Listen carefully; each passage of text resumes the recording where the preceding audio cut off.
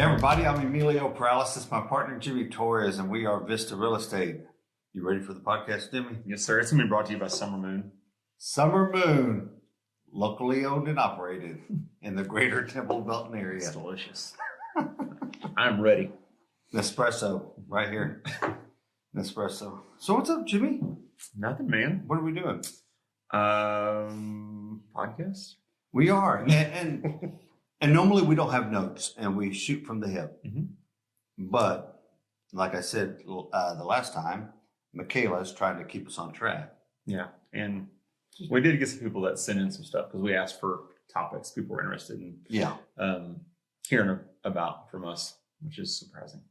So one of the questions that somebody sent in, Jimmy, is they want to know what's the most hideous thing that you've seen or that we've seen in or at a listing. Okay, so Emilio gets these notes before I do, so I don't know the questions he's going to ask me half the time. So I'm going to think about that one for a second. But I do, there was one person that used to cut our hair that used to always ask me if I'd ever been in haunted houses. And I don't know that I believe in haunted houses and ghosts and things like that, but I've been in a few houses that are pretty eerie. I have been. I didn't see you go in that direction with haunted houses, to be honest with you. Yeah, no. I've seen some funky stuff, but I've seen. There's always things that like are just gross to me. Like I was showing one house, and obviously like 70s, has carpet in the bathroom, that kind of stuff. That's funny that you said that because, one of the questions that was asked was, do people still put carpet in the bathrooms, and why would they put carpet in the bathrooms? No. I did. I have one of my clients who does, they're not remodels, they're rehabs. She takes them from just rundown, dilapidated to some of the prettiest homes I've ever seen, Taryn Cox and Paul Cox. She drove me over to a house one day that literally had a tree growing from the outside in. That was pretty hideous. Should keep it as a feature? No. I walked in and I said, absolutely not. She's like, I like it. I think the house is nice. I was like, I don't like the tree growing in the house. Did you go to that house when we were with that other place that the previous owners must have had like a ton of cats? And I couldn't take it inside the house. I had to walk out. No, but I'm going to shout out Michael Mahler right now. I did go to Michael Mahler's listing when we were at that other place, and it was the first time I ever smelled meth. That was exciting. That one was an interesting smell and feel. You know what? I'm going to go on record and say that was the most hideous house I've ever been in my entire life. The cat one for me. Oh. I could not. I can still smell it. Like it makes me puke thinking about that. Yeah. Anywho. Yeah, that's the way to box. Yeah. Good morning. That's the way to get the sniffles out. All right. So if somebody's thinking about building, Jimmy. Yeah. And they're thinking about building outside the city. On their land? Or on their land, on some land that they found, or some land that they've been searching out. But what makes it a good site? Like, what are they going to have to check the boxes on? Okay, so we get this quite often. I'm actually helping a friend do this right now. So first and foremost, utilities. Can you get a water meter? And that's I'm going to say that's numero uno. Like that is the hardest thing to get right now. Water is such an issue, especially in rural areas. A lot of places will say they have water, but that's not necessarily true. There might be a water line running, but they're not able to get a water meter. Right. Getting the water meter is the biggest thing. Electricity is not as big of a deal. Checking the flood zone, making sure that's not there's somewhere to actually build in it. But I would say numero uno, make sure you can get a water meter. Yeah, and sometimes you can do a well, but you got to have a certain amount of acreage. It used to be that if you own the land, you had the right, but now because there is a water issue. They have adopted some new rules, and there's a minimum standard of acreage. Because even in new developments now that are outside the city limits in rural areas, you used to be able to get them every 2-acre tracts. Now I think it's 10. Yeah. I think that's what TCQ is doing. So if I was looking at land to buy to build on, that's the first thing I would make sure is that I can get water. And would you have to take out any permits within Bell County, do you think?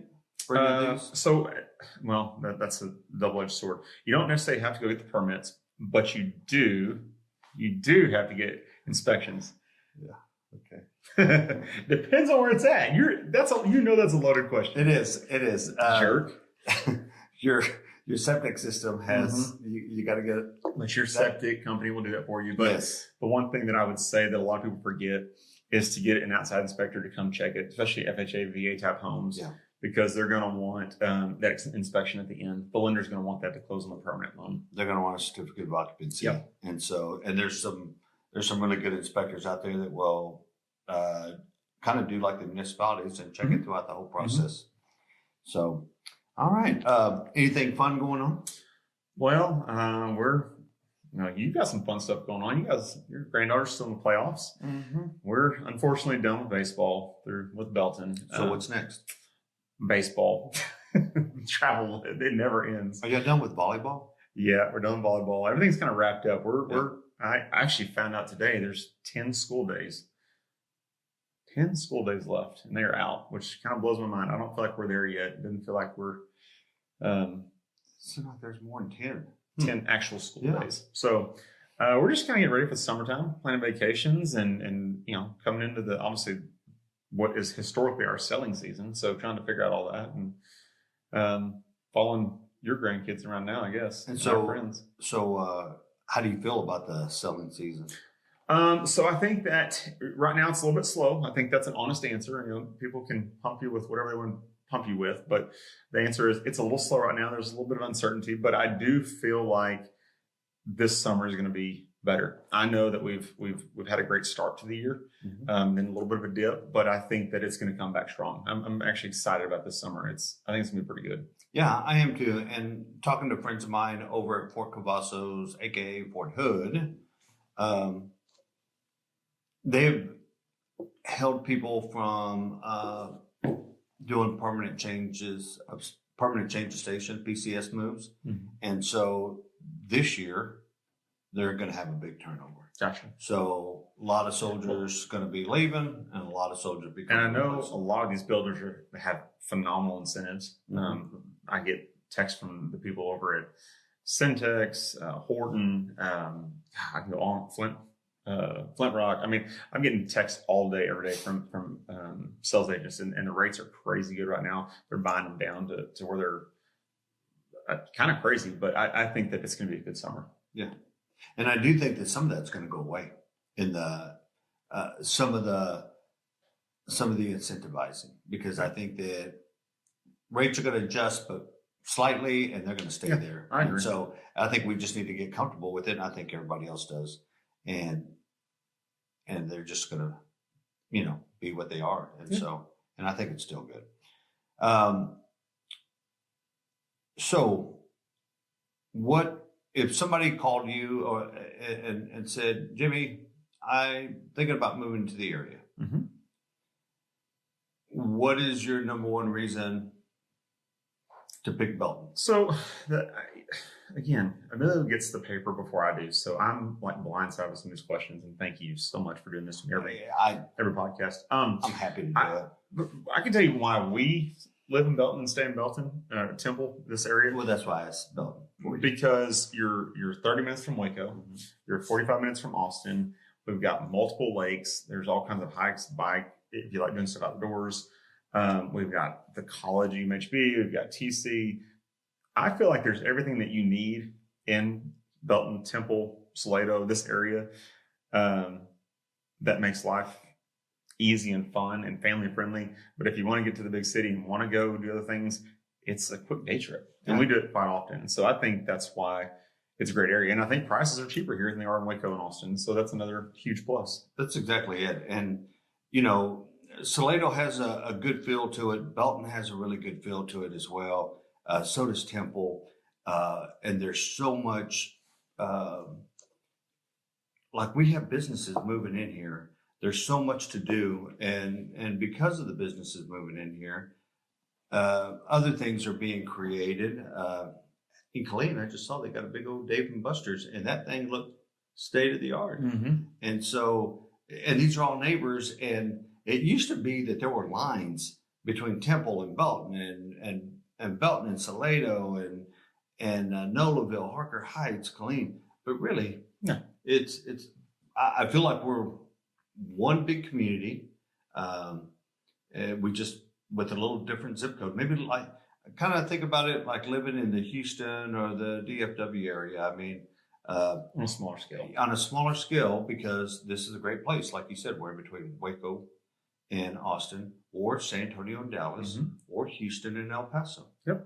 And kind of in the center, and not too far from anything. And I love the way that we give directions. We don't say, well, go 15 miles down the road. We'll say, in about 3 or 4 minutes, hook a ride. Yeah, absolutely. Texas. All right. So is there anything else you want to get out there for the good of everybody? I'm good, man. Hey, that's a nice cap you got. It's one of one. I haven't seen that before. That's one of one. Like you will not find that one. Oh, I thought you had Vista on the back of your shirt too. You got Huck. Okay. I thought. Worry about yourself. I was like, that's too much, Jimmy. It's too much. Calm down. All right. Hey, everybody. I'm Emilio Perales. This is my partner, Jimmy Torres, and we want to bring to you whatever you want us to talk about. So please drop a comment, do a like, do a share. We're always on the line. Right, Jimmy? Yep. Comment on his hair. Thank y'all. Have a great one.